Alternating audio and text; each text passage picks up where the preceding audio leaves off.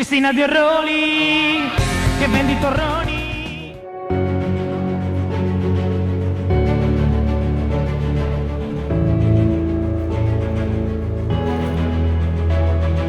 Passo dopo passo verso l'orizzonte, superiamo il fiume, scaliamo ogni monte. La nostra famiglia, un'unica via, fra mille explorers, pura magia.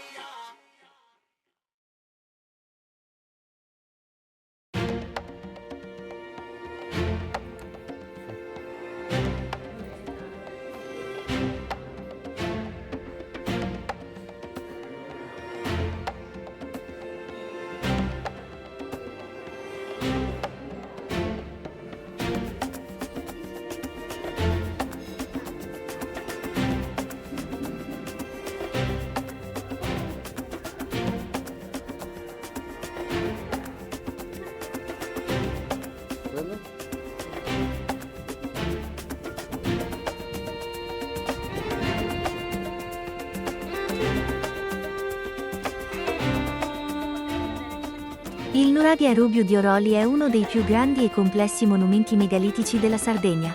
Soprannominato il Gigante Rosso per via dei licheni rossastri che ricoprono i suoi enormi blocchi di basalto, edificato intorno al XIV secolo a.C., si distingue per la sua straordinaria struttura pentalobata, un mastio centrale circondato da 5 torri unite da spesse mura, che a loro volta racchiudono un ampio cortile interno. L'intero complesso occupa circa 5.000 metri quadri e, in origine, la torre principale raggiungeva i 30 metri d'altezza, rendendolo una delle costruzioni più imponenti dell'età del bronzo in Europa. Oltre alla fortezza centrale, il sito comprende un'ulteriore cinta muraria esterna con numerose torri secondarie e i resti di un villaggio capannicolo, testimoniando un'organizzazione sociale e architettonica avanzatissima per l'epoca.